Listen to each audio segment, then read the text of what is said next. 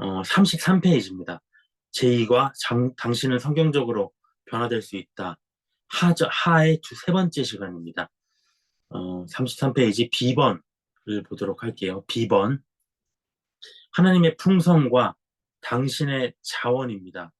예수를 영접한 후 당신에게 사용 가능한 하나님의 신적 능력 때문에 당신은 성경적으로 변화될 수 있다고 합니다. 영접에 대해서 얘기를 하고 있어요. 영접. 우리가 여기서 뭐라고 나와 있냐면 주 예수 그리스도 안에서 진지하고 전심을 다한 믿음을 말한다고 합니다. 그러니까 우리가 예수님 영접했어 하지만 실제로 그것은 가벼운 일이 아니라는 거죠. 굉장히 중요하고 중대한 결심이라는 겁니다. 첫 번째, 1번, 1번부터 나오는 내용들이 무엇이냐면 하나님이 그렇게 신적 능력을 주셨다는 것이죠. 어떤 신적인 능력을 주셨느냐, 우리가 변화할 수 있도록 주신 것들이 무엇이냐. 1번, 하나님의 영이 당신 안에 계셔 항상 하나님의 진리를 가르치신다고 합니다. 첫 번째는 뭐냐면 성령에 의한 진리의 깨달음입니다. 요한복음 14장 16절을 보겠습니다. 16절, 17절. 요한복음 14장 16절, 17절입니다. 내가 아버지께 구하겠으니 그가 또 다른 보혜사를 너희에게 주사 영원토록 너희와 함께 있게 하리니 그는 진리의 영이라. 세상은 능히 그를 받지 못하나니 이는 그를 보지도 못하고 알지도 못함이라. 16절에 보혜사라는 말 우리가 너무 잘 알고 있죠. 파라클레토스라는 헬라어인데요. 돕는 자라는 뜻입니다. 절 이름이 아니죠. 돕는 자라는 뜻. 근데 또 다른 보혜사라고 했다는 거거든요. 그러니까 성령님도 돕는 분이지만 예수님도 우리를 돕는 분입니다. 우리에게는 돕는 자가 필요하죠. 누가 늘 도와줬으면 좋겠어요. 아직 뭐 젊다가 하면 젊을 수도 있지만 지금 나이가 이제 40살 다 언저리에 다다르는데도 여전히 뭐 마음이 약하고요. 생각도 어리고 별로 능력이 없어요. 우리 삶에는 영원히 돕는 자가 필요합니다. 근데 성령께서 도우신다는 것이죠. 근데 여러 가지 도우시는 것들이 있어요. 그 중에 가장 큰 도움이 무엇이냐? 우리가 진리를 알 수 있도록 도우신다는 것이죠.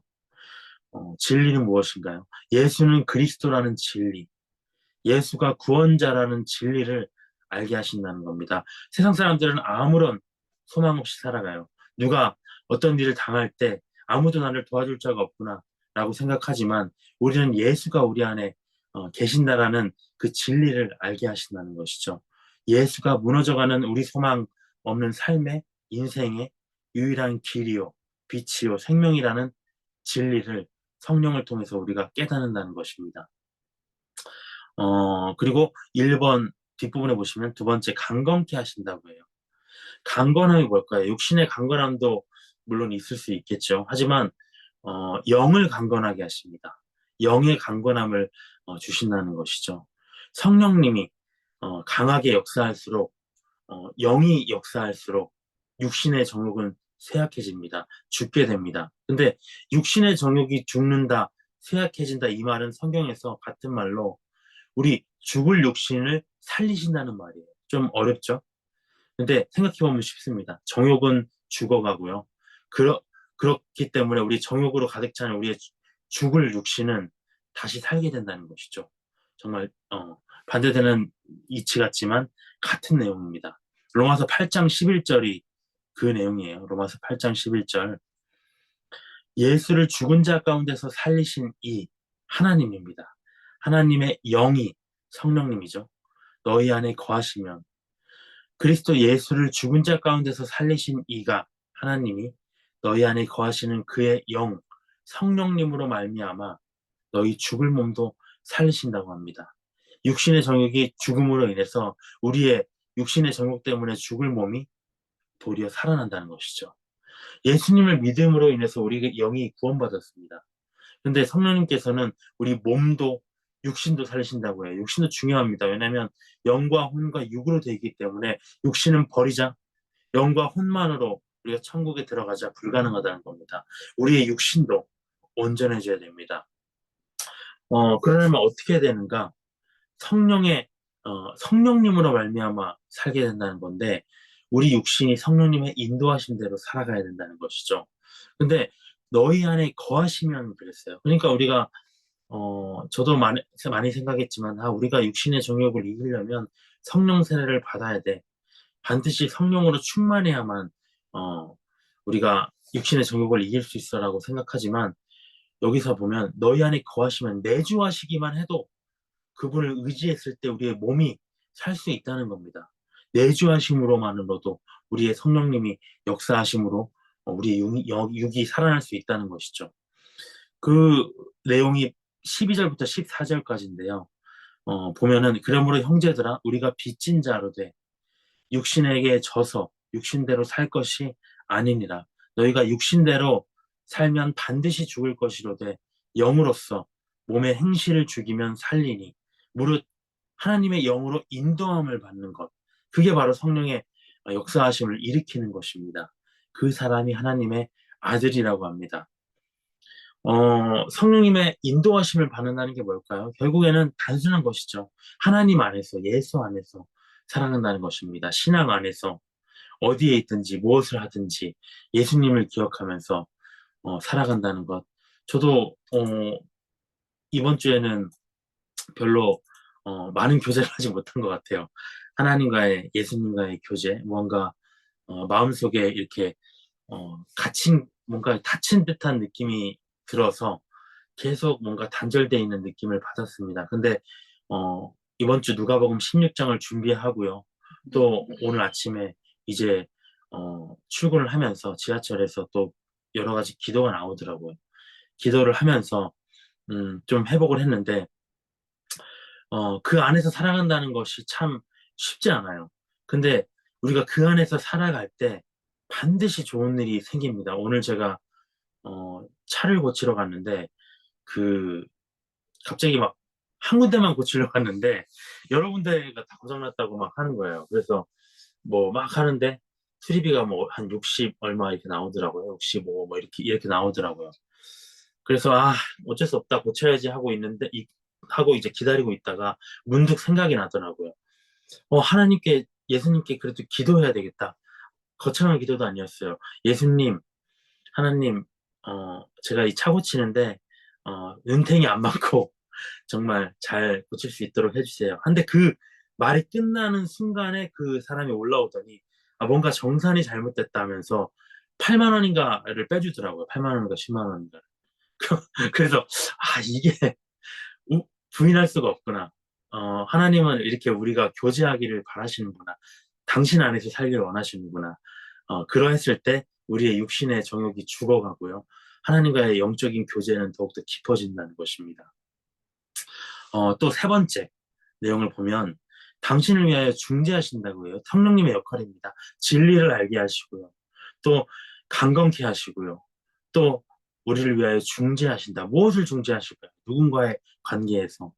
하나님과 우리 사이의 관계를 개입하신다는 겁니다. 그대로 놔두면 하나님과 우리 사이의 관계가 완전히 빠그러져서 남남될 것 같은데 성령님이 그 안에서 끼어드신다는 것이죠. 자, 정신 차리십시다. 할 수 있습니다. 다시 하나님 용서해 주세요. 이렇게 길로 인도하신다는 겁니다. 로마서 8장 26절, 27절. 아까 8장 계속 보고 있는데요. 26절, 27절입니다.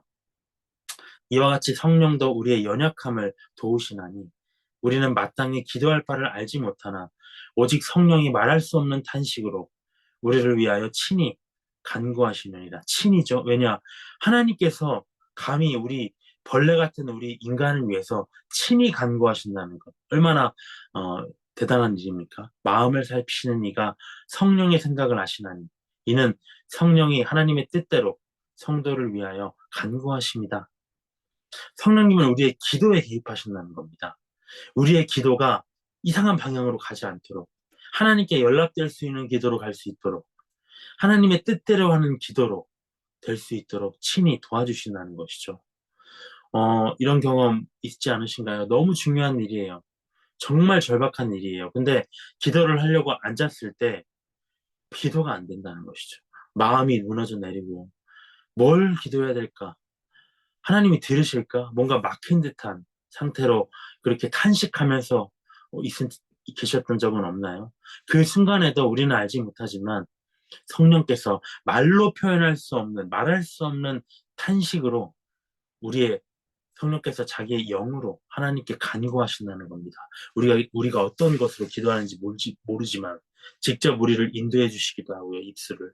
또 우리가 탄식을 내뱉을 때도 그것이 기도로 바꾸어서 하나님 앞에 연락될 수 있도록 성령께서 개입하신다는 겁니다. 또 무엇이냐? 참과 거짓을 분별하도록 도우신다고 해요. 성령께서 비진리와 이단에 빠지지 않게 하십니다. 요한일서 2장 26절, 27절을 볼까요? 요한일서 2장 26절, 27절. 너희를 미혹하는 자들에 관하여 내가 이것을 너희에게 썼노라. 미혹하는 자들이 있다는 것이죠. 너희는 주께 받은 바 기름 부음이 너희 안에 거하나니 성령께서 계시다는 겁니다.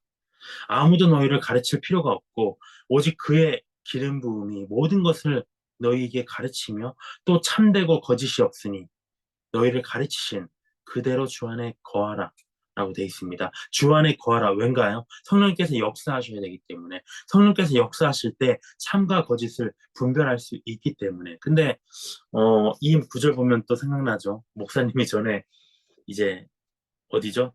어느 나라에서 인도네시아인가? 그 하여튼 어느 우리 같이 사역하는 형제, 외국인 형제를 만났는데 그 논현동 카페에서 그런 장소들이 기억나. 쓸데없이 논현동 카페에서 이렇게 앉아가지고 얘기하는데 목사님이 야, 너 열정 너무 귀하다.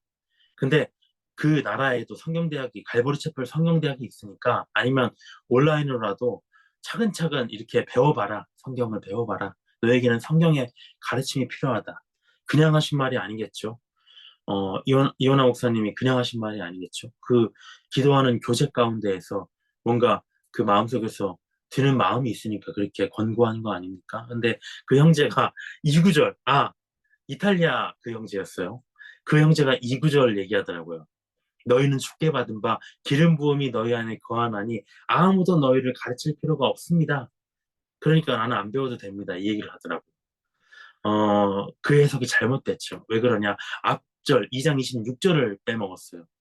미혹하는 자들에 대해서 얘기한다는 것이 그 구절은 무엇이냐면 너희 안에 이 말씀은 너희 안에 기름 부음 성령님이 충만하시면 참과 진리를 구별할 수 있도록 하셔서 미혹하는 자들, 이단들로부터 지키실 것을 말씀하신 거거든요. 성경을 배우지 말라. 예수 믿었으면 성령이 네 안에 거주하고 계시니까 아무것도 배울 필요가 없다라고 하는 게 아니에요.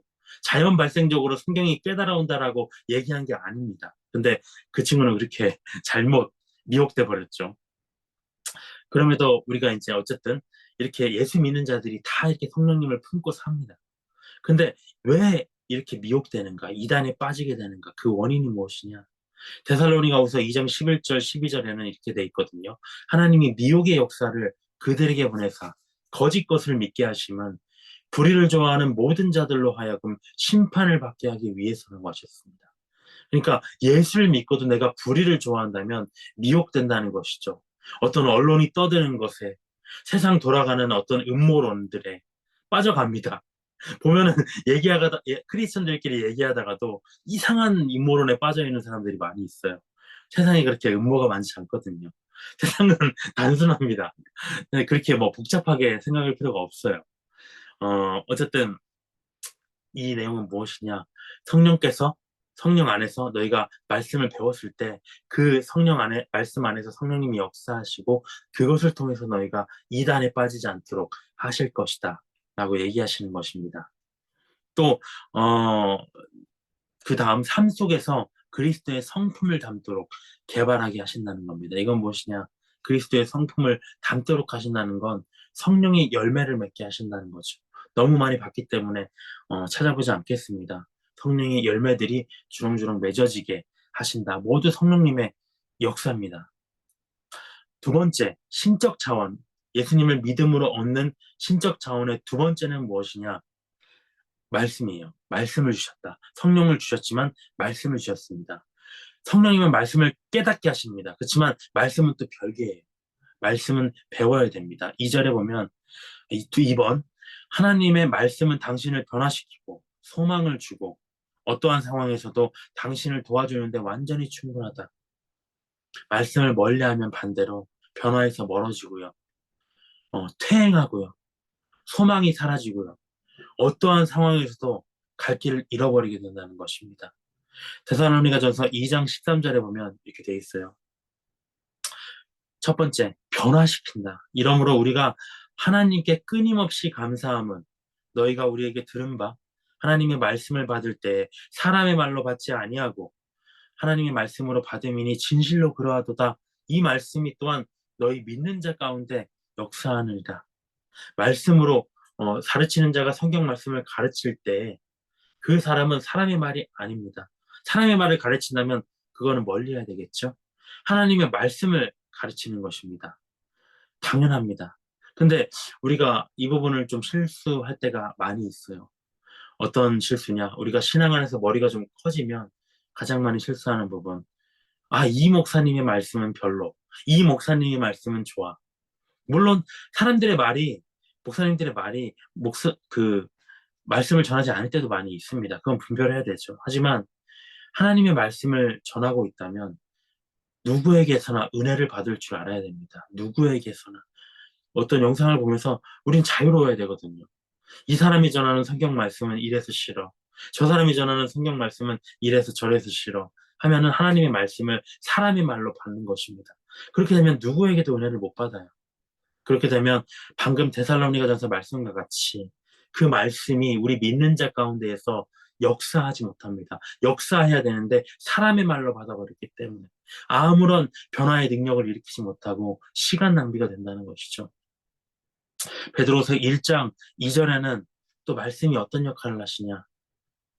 하나님과 우리 주 예수를 알므로 말씀을 안다는 것이죠. 은혜와 평강이 너희에게 더욱 많을지어다. 알므로 많습니다. 반대로 모르면 없습니다. 은혜도 없고요. 평강도 누리지 못합니다. 요동하지 않는 깊은 강물과 같은 평안. 하나님이 베푸시는 한없는 은혜 위에 은혜를 경험하려면 성경 속에서 주 예수 그리스도를 아는데 주력해야 된다는 것입니다. 로마서 15장 4절. 무엇이든지 전에 기록된 바는 우리의 교훈을 위하여 기록된 것이니 우리로 하여금 인내로 또는 성경의 위로로 소망을 가지게 하느니라. 무엇에 대한 소망입니까? 재림, 부활에 대한 소망이죠. 그 소망은 오직 말씀 속에서만 우리가 얻을 수 있다는 것입니다. 신적 자원 세 번째는 무엇이냐? 세상을 살아가는 지혜와 능력을 얻는다는 겁니다. 3번, 미련한 이 세상의 지혜나 부적절한 자신의 의견이나 무력한 자신의 능력을 의지하는 대신에 모든 상황에서 하나님은 하나님의 지혜와 능력 주심과 힘과 그리고 풍성함을 가질 수 있다고 합니다. 야고보서 1장 5절. 이 지혜와 능력이 너무 필요해요. 내일도 우리가 누가복음에서 지혜를 얘기합니다. 크리스천에게 지혜가 없다면 이건 큰 문제입니다. 야고보서 1장 5절에 보면 너희 중에 누구든지 지혜가 부족하거든 모든 사람에게 후히 주시고 꾸짖지 아니하시는 하나님께 구하라. 그리하면 주시리라. 우리가 세상 사람들에게 뭘 물어볼 때가 있어요. 아무리 그들이 똑똑한 척하고요. 해도 그들도 다 가보지 않은 길을 걷는 거거든요. 그들이 자기가 보고 듣고 경험한 만큼만 그들도 아는 겁니다. 우리도 마찬가지고요. 근데 그들에게 뭘 물어보고 이렇게 도움 좀 받으려면 어떻습니까? 자존심을 긁는 사람들이 있죠. 왜 이렇게 몰라? 꾸짖고요. 그러면서도 제대로 알려주거나 힘써주지도 않고요. 100% 맞는 답도 아닙니다. 하지만 하나님은 저는 무지합니다. 자기의 그런 상태를 드러내고 지혜를 주옵소서 할 때 꾸짖지 않으신다는 것이죠. 오히려 자랑스럽게 여기시고 지혜를 후히 주신다고 합니다. 인자하신 분이죠. 모든 것을 해낼 수 있는 능력을 주신다고 합니다. 빌립보서 4장 13절에 보면 내게 능력 주시는 자 안에서 모든 것을 할 수 있다. 그러니까 지혜를 주시고요. 능력을 주신다는 것. 하나님은 모든 분야에서 지혜자이고 능력자이시거든요. 네 번째, 예수님을 믿음으로 얻은 신적 자원. 마지막 네 번째는 뭐냐면 죄 변호입니다. 변호. 로마서 8장 34절을 읽겠습니다. 로마서 8장 34절을 읽겠습니다. 누가 정죄하리요? 죽으실 뿐 아니라 다시 살아나신 이는 그리스도 예수시니 그는 하나님 우편에 계신 자요 우리를 위하여 간구하시는 자신이다. 아까 우리가 배웠죠. 세상을 살아가면서 우리는 지혜도 얻고요, 능력도 얻고요, 또 정말 소망도 품고요, 변화의 의지도 갖고요. 그렇게 예수 그리스도의 성품을 닮아가면서 잘 살려고 노력을 하지만 잘 가다가 결국에 돌부리에 넘어질 때가 있습니다. 그러면 어떻게 됩니까? 우리는 지옥으로 가는 것이죠. 그렇게 되면 우리가 사탄에 의해서 하나님 앞에 참소를 당하게 됩니다. 하나님 앞에서 이 사람 지옥 가야 된다고 또 주장이 시작되는 것이죠. 근데 그때 누가 나서느냐? 우리가 예수 그리스도를 붙잡을 때 그분께서 변호하신다는 겁니다. 그분은 승소율 100%의 변호사예요. 자기를 또 믿는 사람들을 위해서 무료로 변론하시는 분입니다. 대가가 없어요. 우리가 죄를 짓고 예수님을 찾아갈 때마다 그분은 우리를 고발하는 참소자 사탄에게서 우리를 변호하십니다. 아무리 우리가 극악무도한 죄를 지었을지라도 우리의 재판장께서는 딱 한 가지만 보십니다. 그분이 예수께서 자기의 못자국난 손바닥을 그 앞에 내미실 때마다 늘 재판장께서는 형 집행의 면제 판결을 내리십니다. 무죄와 달라요. 무죄는 죄가 없는 거지만 우리는 무죄하진 않지만 형 집행 면제다. 유죄지만 면한다. 대신 값을 치렀기 때문에 얘기하시는 겁니다. 10번을 보도록 할게요. 그러면 우리가 이렇게 많은 신적 자원들을 우리에게 주시는데 왜 주시는가? 왜 주실까? 그냥 천국으로만 데려가면 되죠. 그건 뭐냐면 천국에 자격이 있기 때문에 합당한 자로 그게 무엇이냐? 예수 그리스도를 닮은 성품으로 우리를 변화시키기 위해서 하는 겁니다. 10번 하나님의 목적과 당신의 초점. 예수를 영접한 후 하나님의 삶에 다른 목적을 주심으로 당신은 성경적으로 변화될 수 있다. 예수님을 영접하기 전에 우리는 세상 속에서 많은 꿈들이 있었습니다. 하지만 예수님을 믿고 난 이후로 우리에게 다른 목적을 주세요. 그것은 무엇이냐? 천국. 천국에 들어갈 자로 합당하게 서는 것. 예수님의 성품으로 변화되는 것. 그 목적을 우리 안에 소원을 두고 행하게 하십니다. 1절에 보면 1번에 보면 많은 형제들 중 맏아들이신 예수 그리스도의 형상을 닮아감으로 모든 면에서 하나님을 기쁘시게 하면서 하나님을 예배하고 섬겨야 한다. 하나님의 가족의 책임 있는 일원으로 당신은 모든 곳에서 하나님께 영광을 돌려야 된다. 당신은 이제 의의 종이 될 수 있으며 주 예수 그리스도의 사신이다 라고 되어 있습니다. 우리가 신앙생활 하면서 기본을 잊을 때가 많습니다. 여기 지금 하나님의 목적이 나와 있거든요. 그리고 우리가 초점으로 가져야 될 걸 얘기하고 있거든요. 그 첫 번째로 얘기하는 게 뭐냐면 하나님께 영광을 돌리는 사람으로 변화시키고자 한다는 겁니다. 예수님의 성품. 시편 111편, 115편 1절을 보겠습니다. 115편 1절 여호와의 영광을 우리에게 돌리지 마옵소서. 우리에게 돌리지 마옵소서.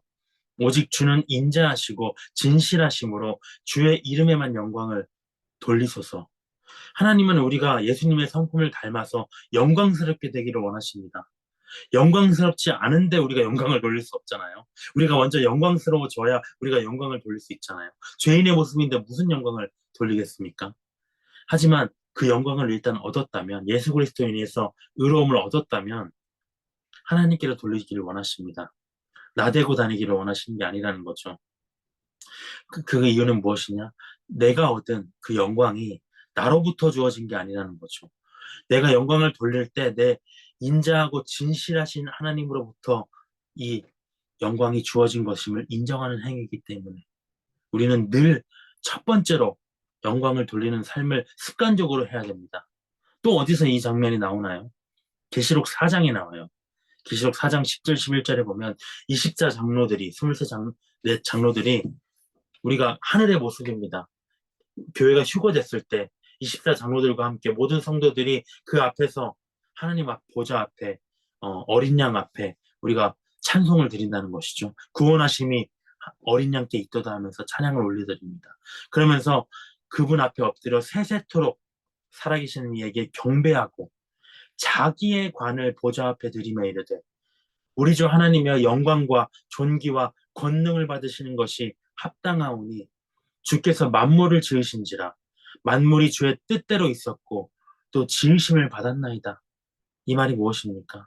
우리가 이렇게 영광을 얻은 것은 주의 뜻대로 말미암은 것이고요. 주의 지으심으로 말미암은 것입니다. 우리는 아무것도 아닙니다. 그러면서 승리자에게 주는 그 관을, 하나님이 주신 그 관을 예수 그리스도 영광 앞에, 어린 양 앞에 돌려드린다는 것입니다. 당연한 것이죠. 예수 그리스도 없이는 승리가 없었기 때문에 내가 아무리 이 땅에서 고난을 견딘 것 같아도 예수 그리스도 없이는 승리하지 못했을 것입니다. 자기들이 한 일은 아무것도 없기 때문에 처음부터 이 모든 구원의 계획이 만물의 창조자인 예수님의 통치 아래 있었기 때문에 하나님의 영광과 존귀와 권능을 받으시기에 오직 예수 그리스도만이 합당하십니다. 라고 고백하는 겁니다.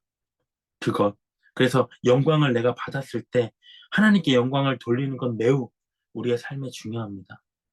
두 번째, 어떤 목적으로 우리를 변화시키고자 하시는가? 우리의 초점이 무엇이 되어야 되는가?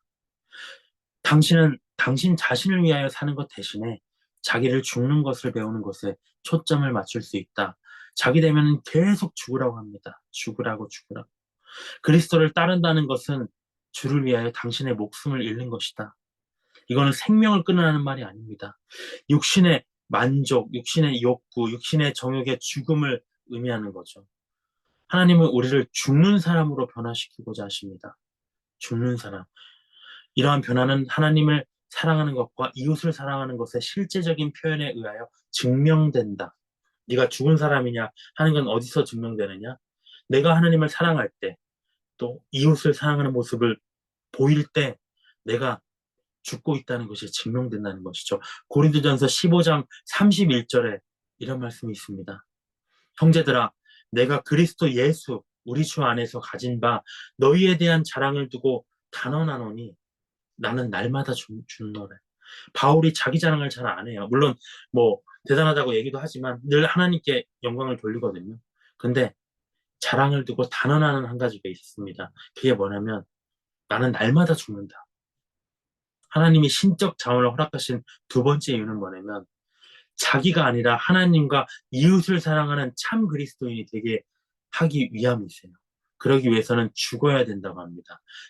육신이 죽지 않고서는 하나님 사랑, 이웃 사랑 안 됩니다. 성령과 육신이 반대잖아요. 근데 자기 사랑과 하나님, 이웃 사랑도 상호 대척점에 있습니다.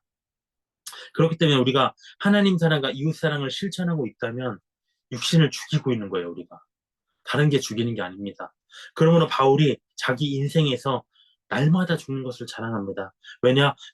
바울도 너무나 잘난 사람이었거든요. 자기 인생이 있었거든요. 어디서 무시받을 사람이 아니었거든요. 근데 사람들은 그에게 네가 사도가 맞느냐?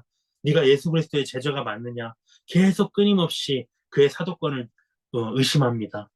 많이 핍박합니다. 자기 잘난 인생이 있었어요, 자기도. 근데 날마다 죽여요. 날마다. 자기가 교회에 대해서 얻을 수 있는 유익도 얻지 않고 날마다 죽입니다.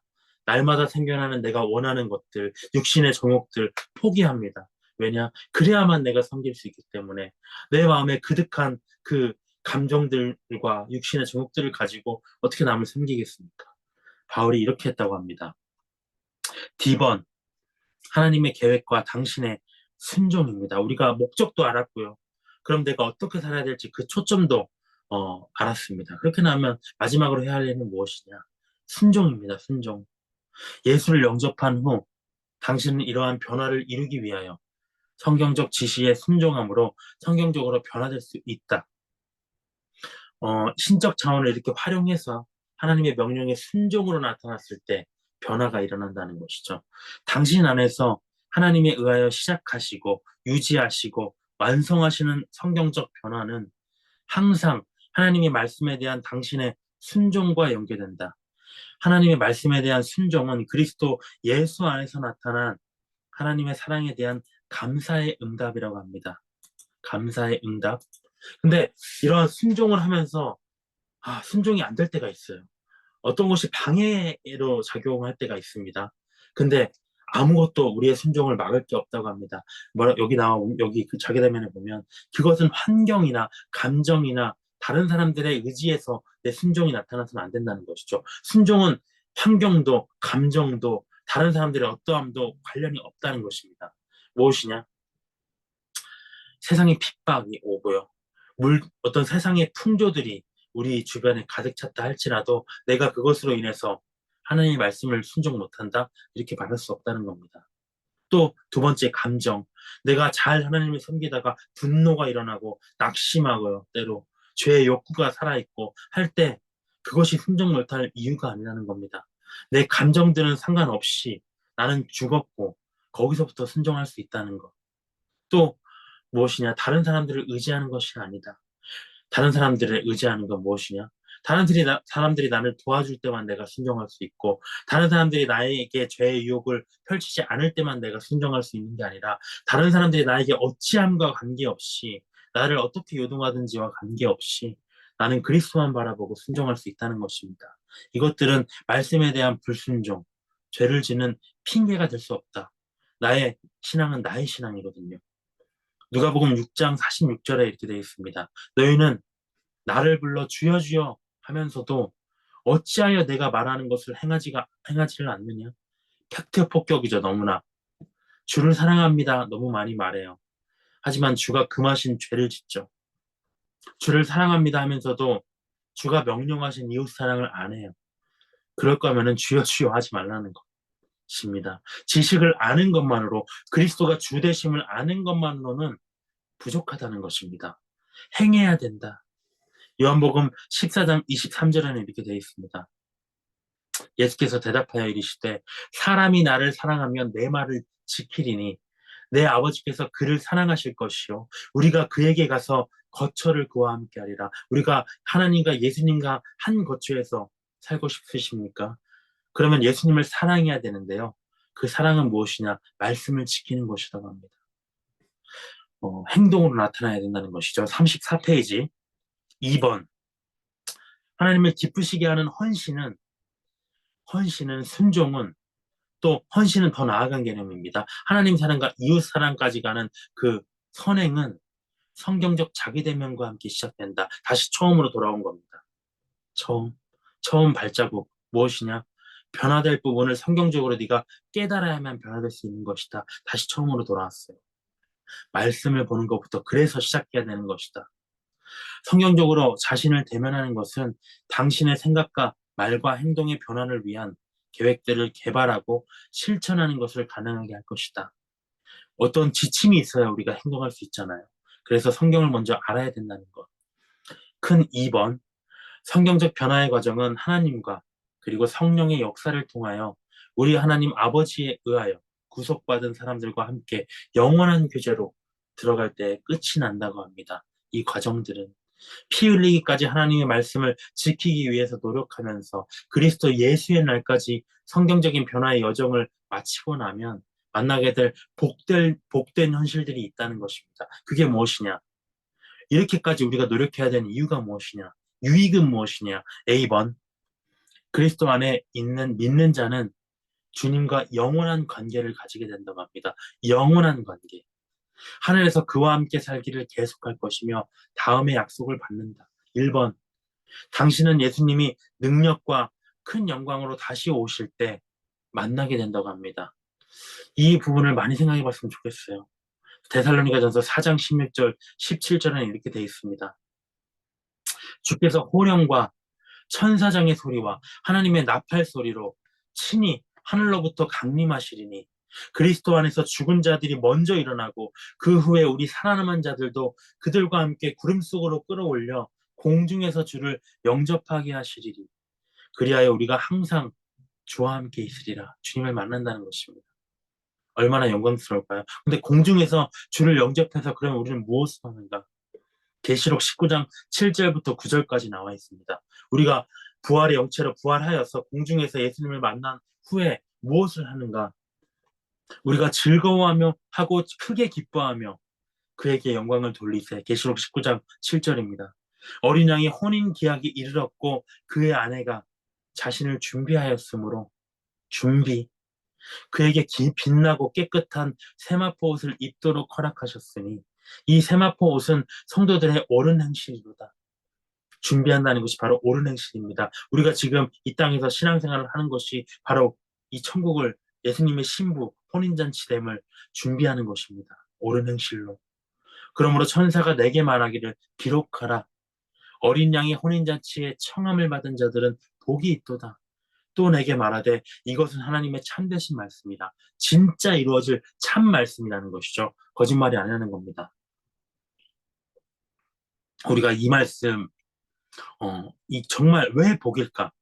우리가 저 계시록 나중에 보면 이제 나오겠지만 휴가된 자들이 왜 복일까요? 휴가된 자들이 대환란 휴가되는 그 순간 저는 이렇게 생각합니다. 심판이 면제돼 이렇게 돼 있잖아요. 대환란 속에서 우리는 이미 부활의 영체가 돼 있죠. 예수님께서 천년왕국을 이제 7년 대환란이 끝나고요. 예수님과 어린 양 혼인잔치를 치르는 동안 이 땅에서는 7년 대환란이 시작되는 겁니다. 마치고 우리가 예수 그리스도께서 재림하실 때 우리도 함께 이 땅에 부활의 영체로 재림을 합니다. 그때도 우리는 영체예요. 근데 천년왕국이 끝나면 무엇이 있습니까? 이제 사탄이 잠깐 무정행에서 풀려나서 사람들이 미혹하죠. 그래서 예수 그리스도께서 이제 사탄을 멸하십니다. 근데 그리고 난 다음에 무엇이 있냐면 이제 심판이 있어요. 심판. 그때까지 살고 죽었던 자들, 부활의 영체에 참여한 자들은 이미 우리는 부활에 있지만 예수님을 믿지 않고 죽은 자들은 이미 계속 죽어 있습니다. 그렇다가 그때에 일어납니다. 그때. 다 부활하는 게 아니라. 그래서 우리가 이렇게 나와 있죠. 그 사망의 부활과 영생의 부활이 있다. 영생의 부활은 어찌 보면 휴거될 때의 부활입니다. 근데 사망의 부활은 무엇이냐면 그 천연왕국이 끝나고 이제 예수님을 믿지 않고 죽은 자들의 부활입니다. 물론 대환란 때 예수 그리스도를 믿고 순교한 자들도 있죠. 하지만 그들은 부활의 영체로 되지 못했잖아요.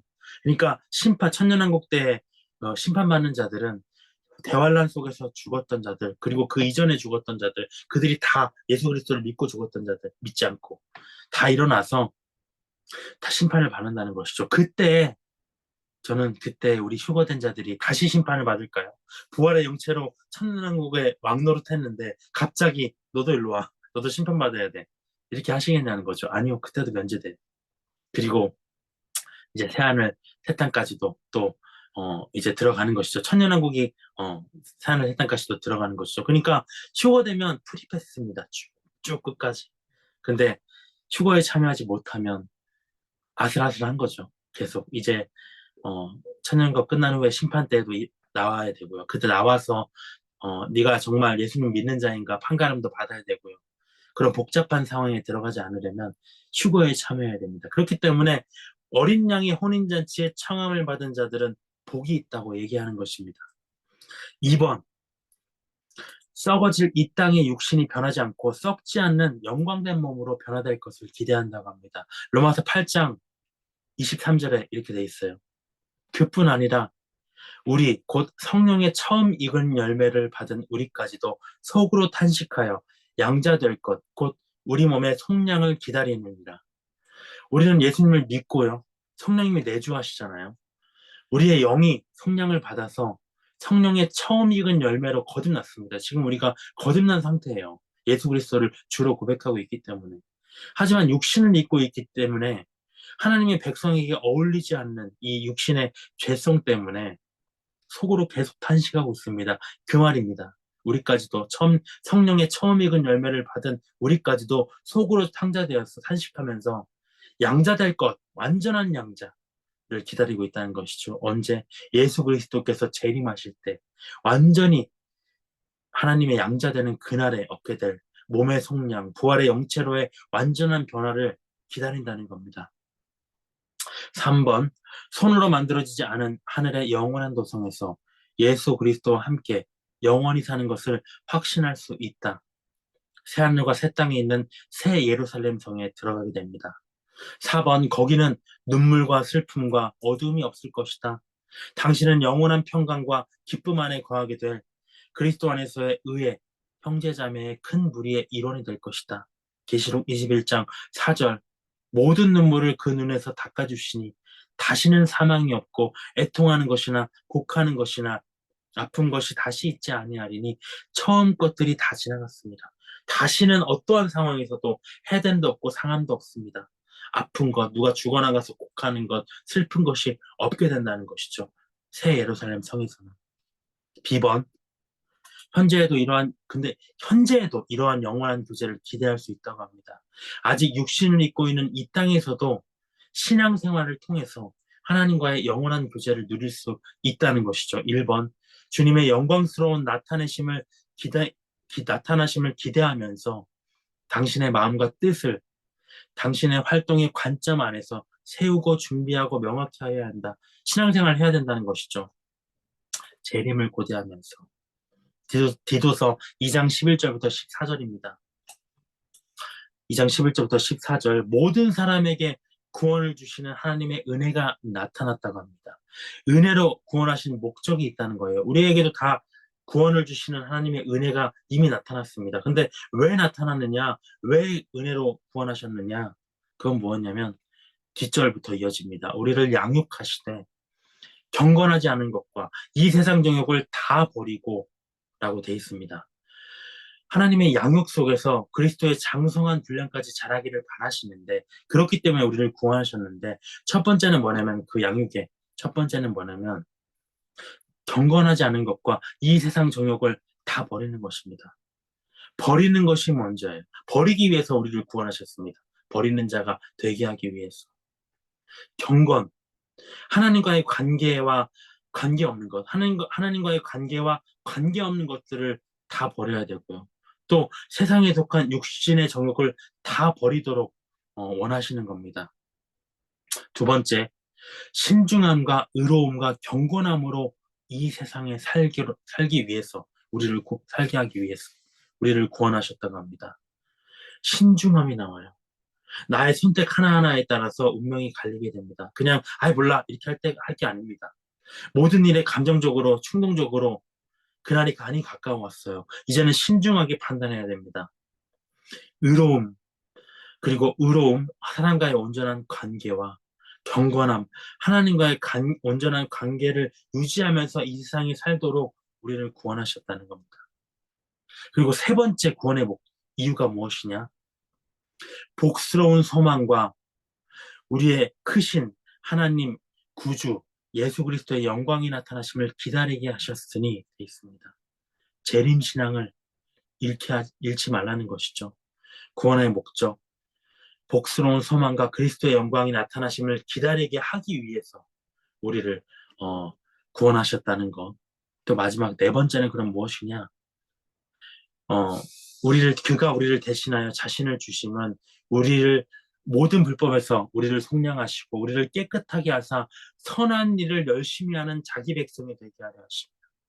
네 번째, 선한 일을 열심히 하는 백성이 되게 하기 위해서 우리를 구원하신 것입니다. 죄와의 싸움에서 이제는 벗어나서, 물론 그것도 선한 일일 수 있지만 전도와 구제와 이웃 사랑을 베풀면서 그 선한 일을 열심히 하는 자기 백성이 되게 하기 위해서 구원하셨다고 합니다. 그래서 이것을 우리가 성취해야 되지 않겠습니까? 베드로전서 1장 13절, 14절, 17절 보도록 할게요. 한 5분 남았는데 안 보지 않고 그냥 보겠습니다. 베드로전서 1장 13절부터 17절. 그러므로 너희 마음의 허리를 동이고 근신하여가 뭡니까? 마음의 허리를 동이라는 것. 허리는 여기 있는데 마음은 여기 있잖아요. 마음속에서 중심을 잡으라는 것이죠. 그래서 근신하여, 여기서도 앞에랑 똑같습니다. 신중하라고 했거든요. 근심하고 조심하고 신중해서, 구원? 뭐 그런 게 어딨어? 뭐 그냥 이렇게 대충 살아도 예수 믿었으니까 천국 가는 거지. 그렇게 간단하게 생각할 게 아니라는 겁니다. 내 신앙이 지금 맞는 건가? 신중하게 근신하라는 것이죠. 그러면서 예수 그리스도께서 나타나실 때 너희에게 가져다 주실 은혜를 온전히 바라라고 합니다. 시선을 예수께만 온전히 고정하라는 것이죠. 너희가 순종하는 자식처럼 전에 알지 못할 때에 따르던 너희 사욕을 본받지 말고, 계속 우리의 욕심의 욕구가 나옵니다. 사적인 욕망, 사사로운 욕망, 세상에 속한 욕망을 본받지 말고 오직 너희를 부르신 거룩한 이처럼 너희도 모든 행실에 거룩한 자가 되라. 기록되었으니 내가 거룩하니 너희도 거룩할지어다 하셨느니라. 외모로 보지 않으시고 우리가 아무리 외모를 갖고 도 하나님의 심판은 무엇이냐? 각 사람의 행위대로 심판하시는 것입니다. 그러니까 그분을 너희가 아버지라고 부른다면 나그네로 있을 때 지금 이 땅의 삶이죠. 이 땅에서 잠시 여행하는 것처럼 살아가는 너희들의 인생, 하나님의 영원한 본향을 꿈꾸고 있는 너희들은 이 땅을 두려움으로 지나가는 것입니다. 내가 혹시 사사로운 욕망에 빠졌나? 거룩해지지 않았나? 내가 정말 하나님의 뜻을 실행하지 않고 모든 행실에 거룩함을 이루지 못한 자가 되지 않았나? 신중하고 정말 마음의 허리를 동이고 근신하면서 두려움으로 지내라고 합니다. 왜냐하면 하나님의 아버지는 행위대로 심판하시는 분이기 때문에 그때에는 변명할 거리가 없다는 것이죠. 우리가 예수 그리스도를 믿었는데요. 그러면 왜 그분의 말씀대로 행하지 않았느냐 하실 때 할 말이 없습니다. 2번, 당신의 행함을 주의하고 세월을 아껴야 된다. 에베소서 5장 15절부터 17절 나와 있습니다. 그런즉 너희가 어떻게 행할지를 자세히 주의해서 지혜 없는 자 같이 하지 말고 지혜 있는 자 같이 하여 세월을 아끼라. 때가 악하니라. 지금 내가 뭘 해야 될지 정신을 차리라는 거죠. 내가 어떤 돈을 쫓을 것인가? 내가 가죽에 빠져서 정신 못 차리고 살아갈 것인가?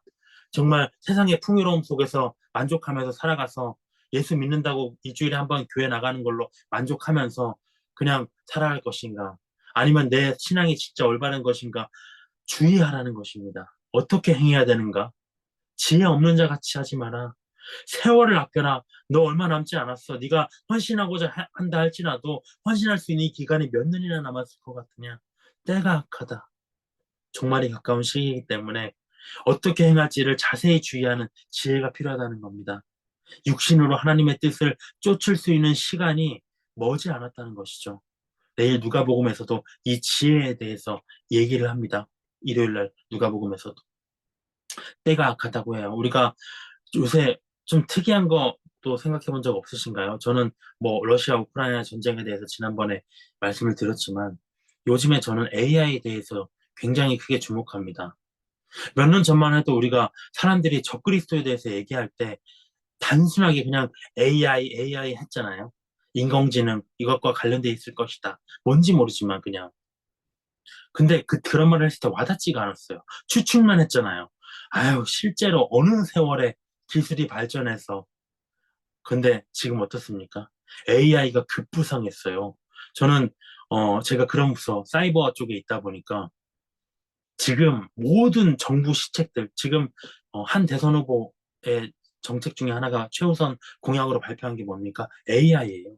전 세계인들이 AI에 빠져 있어요. 모든 지금 우리가 얼마 전에 뉴스가 났는데 뭐 대학교에서 레포트 제출해라, 직장에서 어떤 보고서 제출해라 다 AI로 한다는 것이죠. 우리 업무는 안 그런가요? 우리 업무도요.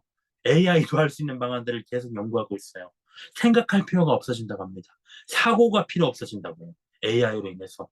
우리가 이렇게 할까 저렇게 할까 많이 고민하잖아요. 우리가 성경 공부할 때도 마찬가지예요. 저도 요즘에 챗 GPT를 많이 썼는데 어떤 걸 공부하면서 이게 뭔 구절이지? 옛날에는 고심을 해요. 이게 뭘까? 성령께서 기도도 하고요. 근데 요즘에는 몰라. 하면서 AI 챗 GPT에 쳐요. 그럼 쫙 나와요. 정말 정말 기가 막히게 나온다는 것이죠. 근데 이 AI의 급부상 이제는 때가 악하다. 분별해야 된다고 합니다.